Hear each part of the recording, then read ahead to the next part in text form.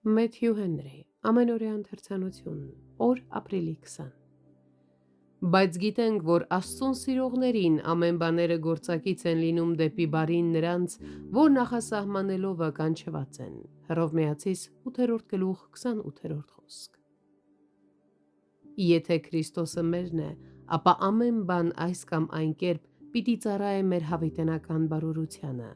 Այն մարդը, որ նոր արարած է Քրիստոսի մեջ, կարող է ուրախանալ այն բոլոր թանկագին խոստումներով, որ Աստված հայտնել է իր սրբությամբ։ Նրա ներկա արտոնությունները և հոգու սրբագործող ներգործությունները հաստատ վկայություններ են երկնային փառքի։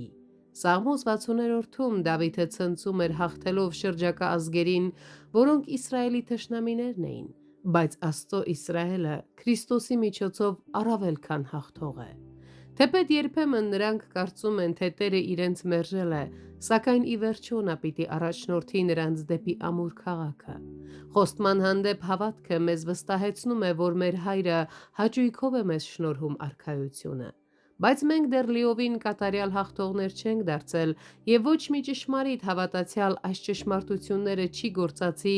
անձնատուր լինելու ծուլությանը կամ ունայն ինքնավստահությանը։ Աստծո հանդեպ ունեցած հույսը ճշմարիտ քաջության լավագույն հիմքն է, քանզի ինչից պետք է վախենան նրանք, ում կողքին անձամբ Աստվածն է կանգնած։ Միայն Աստծո միջոցով և նրա շնորհի ազդեցությամբ ենք մենք գործում քաջաբար։ Նա է, որ մեզ ուժ է տալիս և մեզ թույլերիս ու վախկոտներիս լցնում է քաջությամբ ու վճռականությամբ։ Եվ որքան էլ մենք քաջաբար վարվենք, հաջողությունը պետք է ամբողջությամբ վերագրվի նրան, քանի որ հենց նա է, որ կոտնահարի մեր թշնամիներին, այլ ոչ թե մենք ինքներս։ Մեր բոլոր հաղթանակները, ինչպես նաև մեր քաջությունը նրանից են, և հետևաբար մեր բոլոր պսակները պետք է նրա ոտքերի առաջ դրվեն։